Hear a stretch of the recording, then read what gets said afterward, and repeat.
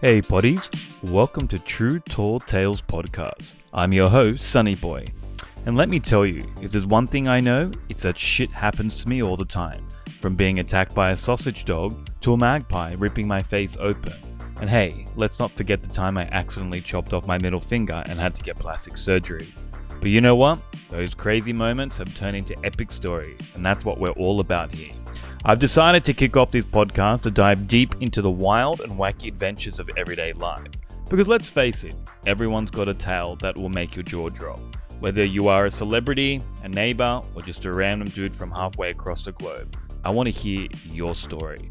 So buckle up, potties. Every Tuesday, we're bringing you a brand spanking new guest with a mind-blowing narrative that will leave your head scratching in disbelief. It's going to be a wild ride, and I can't wait to share these true tall tales with all of you. Strap in, let's get weird. Now, let me introduce you to today's guest. I might have to change my accent for this introduction because he's super Aussie.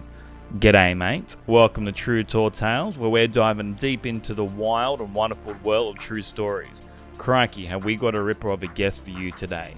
Now, picture this bloke. He's an Aussie legend, mates. Footy shorts, no shoes, with two cockatoos named Rocky and Rambo squawking away alongside his trusty blue cattle dogs and kelpies. And to top it off, he's sporting an Akruba hat and has knuckle tattoos that spell out his name. What a character. Today we've got a true blue Aussie yarn spinner, none other than my old man, Paul. He's here to share a fan-dinkum true tall tale that will have you on the edge of your seat. So grab a cold one, sit back, and get ready for a bonzer adventure. Hello, champ. With my mate, Paul. Hey, Dad. Welcome to the show, and thank you for being a guest on my podcast. And you could have wore a shirt. What? I don't know. I'm just saying that's all right. You do. Hang on now. Instead of a shirt, I'll put my teeth in. Oh, Dad, this is being recorded for YouTube. Like people will see this on. That's fine. Yeah. But some of them don't have false teeth. That is true. No, I'm not embarrassed. I just didn't know. Yes, I did. Yes, you were. I've never seen you with. What do you want to know? Headphones on before. It looks hilarious. It actually suits you. You look like a DJ, like Moby. I feel like a dick. But anyway, go on. So, thank you for coming on the show. It's all about true tall tales, and I know you've got a lot of them. So you're here as a guest on the show to tell myself and listeners and share a true story that you've got for me and the listeners today. So over to you. Well, I got a story about your mother. Mm-hmm. Oh, here we go. Now, 30 odd years ago, we went to a Neil Diamond concert in the entertainment centre in Sydney. Mm-hmm. So we're driving down, and I used to smoke a bit in those days to have a bit of a chuff. And when you say smoke, do you mean cigarettes or? No, I never smoked a cigarette in my life. Oh, like you mean like a cheeky joint marijuana? Yep. I had a billy, yeah. Yep, so I had the billy in the car, right? I always have a couple of cans before I go to concerts. So I said to your mum, I said she never touched it, did not want, and ever wanted anything to do with it. She's dressed up. She looked like Diana Ross. You know what she looked like.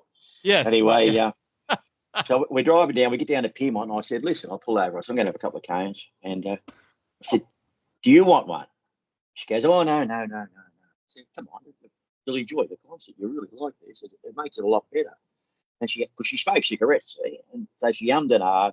So I got her to have a cone, and she fucked it up. But she had two. Well, so we get out and we go into the entertainment centre. So you've been to the entertainment centre, obviously. It's in Haymarket. You walk in the front doors and you walk up some stairs to the mezzanine level.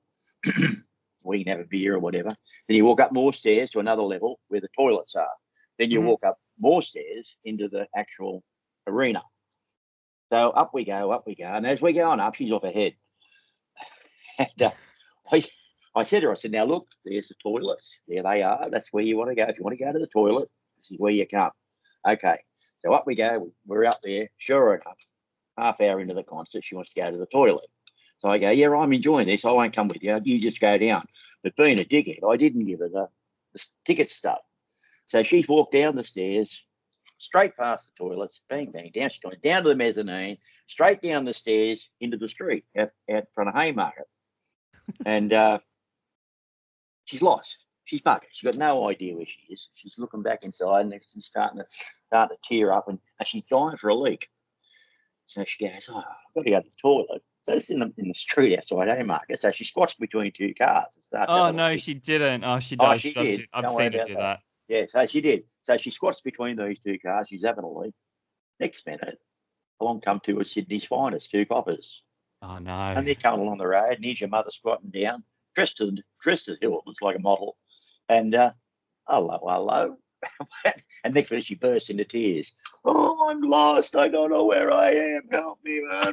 She's off her face. Oh, help me. So they go, all right, settle down, love, settle down. They said, were you inside? Were you in the concert? She goes, yes, I was inside. So up they go. And she had no idea. All she had to do was walk straight up, straight into the chair. Nah, she took them down around the joint.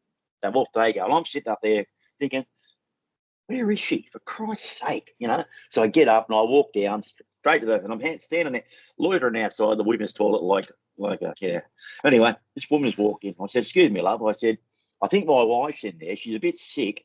Can you just call out for Carmen when you're in there and see if she's there for me? She said, yeah, sure. So in she goes, does whatever she's going to do. She comes out, she goes, no, sorry, there's no one in there at all. She said, I called out for Carmen. I went, oh, shit, maybe she's back up there. So back up the stairs I go and sit down. She's not there. Oh no. I look over about 3 petitions down. I see people come up with the flashlights looking around. I'm thinking, oh, it's usherettes or whatever, the ushers, Yeah. Next minute, they're getting closer and closer. Next minute, they look up in front of me, your mother and 2 coppers. Oh, Up no. they come. And they're flashing around. I'm like, oh, for Christ's sake. Excuse me. So I put my hand up, and she spots me. There he is, there's my husband. And she's bawling her eyes out, and she yells out. And even Neil Diamond stopped singing. I'm serious. He's gone, what the fuck's happening up there? And he's No way. Neil Diamond I've- stopped the concert. I'm serious. And they put a spotlight on me. I've nearly fainted. And she's screaming at the top of her voice, honey, I'm lost. I'm peeping in the street. She said, the policeman get me. And then she goes, I don't want to smoke anymore. And she doesn't realize that it's like illegal kind of back then, they probably would have put me in long bay for 20 years. But she's gone, I don't want to smoke anymore. And about 10,000 people went. And look, if I could have slithered under the seat, I would have. Anyway, the coppers are gone. I will forget that. They sent it back up. Yeah, but that's the story. That's a true story, that one. For someone who never gets embarrassed, as you said, you never get embarrassed. Oh, Were you I could have embarrassed in slithered that out of moment? Yeah. Yes. I was embarrassed, actually, because, well, I could have got busted. But I never had any on me, obviously, but it was back in the car. Yes. And for anyone that doesn't, like my mum, as my dad was saying, my mum is like Gloria from Modern Family. She's very extravagant. She'll dress in a ball gown. My mum doesn't drink alcohol or anything, so you can imagine she would have been, very straight. She would have been really high from 2 drawers of a joint, so it would have been really intense. That's a good story. Sydney Entertainment Centre doesn't exist anymore. It got knocked down, just to let you know. They're right. It's all, when you come to Sydney, it's all like a new area now with all like restaurants and bars. It's really high end now. It's really nice. If I come back to Sydney, shoot me. Yes. Oh, okay. Yeah. Okay, get that. You don't like Sydney, yeah. That's a great story. Thank you for sharing that with me and the audience. It's a good one, and especially because you are my mum and dad, and that's a story I will always remember, because I think people forget that your parents are human too, and they lived lives. So. Oh, I've got more stories about the old girl. I'll tell you another one later on. Yeah. Have you got one now? I got another one now. Yeah, sure. Okay. Yep. Let's sneak one in. When we got married in 1990. So I'm sending her back to the Philippines for her to go and see her family. So she's traveling by herself to try to look after you kids. And so off she goes on the plane. She's on the plane, and she wants to lay a cable. She wants to have a shit. She goes, oh, God. Yeah. So up she goes, and she goes to the toilet. She goes into the toilet and does the business. She looks up, and there's all these buttons on the wall. She's got no idea. She didn't know how to flush it. Apparently it's not like, this one wasn't like our toilets where you just turn it and flush it up. I don't know where it was. It must have been on the wall or something. And she's looking at all these buttons. Your mum can't read at the time. She can't read English at the time, yes. I was going to say that to the audience. So it's good you're describing that. Anyway, she's looking at it, and she's thinking to herself, what if it's like a James Bond film and I push the wrong button and I go out of the plane? All right. She actually Wait, thought she actually thought if she presses a button, she might shoot out of the plane. her and the shit house might go out of the You've been watching too many movies. Yeah. Anyway, so she's looking at all these buttons and she presses one and nothing happens. So she presses another one. And wait a minute, I've got to plug in my PC. 1 second, my battery. Oh dear, oh dear. That's it. Right. Yeah. And so she presses another one and bit of perfume comes out. Bit of perfume comes out, and she goes, "No, that's not it." So she presses the red button, doesn't she? Next minute, the emergency button.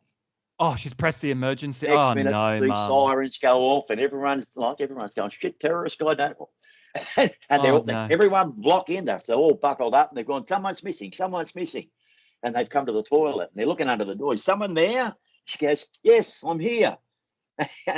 And the cop, that's another story. The air hostess has gone, "Well, open the door." She said, "I can't. I don't know how."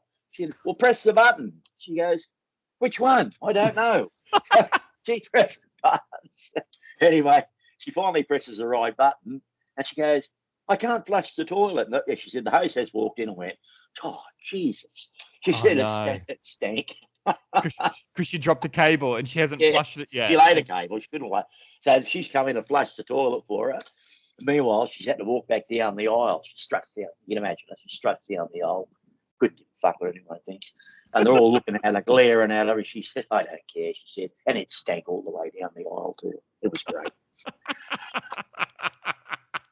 Actually, something at the top of my head that just come up. Was it me? I think it was me or someone else, but I think I was visiting you guys, and then obviously I flew out of Proserpine Airport. I think it was me, if you remember this. This just came to my head with the story. And then I left to fly back to Sydney, and Mum went back out to the car park to find her car, and someone stole it. So she rang the cops. Do you remember that story? Yeah, but they hadn't stolen it. She didn't know where she put it. No, she took your car, didn't she? No, that's right. Sorry, she took my car. Yeah. And she forgot she was in my car and not her. She's looking for her car everywhere. She rang the coppers, yeah. The moral of the story is my mum dropped me to the airport. I flew back to Sydney. She thought her car got stolen, cried, dramatic, like my dad just said, called the cops, to do a report. They called Dad. Dad's like, "What has she fucking done?" Because there's always something wrong that my mum's doing. And then someone's stolen her car. And then you turned around to the cops and said, "Tell her she took my car. She's an idiot." That's right. Perfect. So we're going to end this episode here. Dad, thank you so much for coming on the show. It's been great. Thank you for sharing stories about my mother. They're hilarious. And that's what happens when you've been married. Mate, she's your mother. 35 years? 30 years? 35 years. 34. Not coming up for 35, yeah. That's what happens when you get 35 year in marriage. You're going to have a lot of stories coming out there. If you've got a story or someone else, please write into truetalltales@gmail.com or reach out to me on your socials. My name's Sunny Boy. This is my dad, Paul. Thank you for coming on the show, and we'll speak to you soon for another story. Okay, mate. Right, Bye. bye. Take it easy.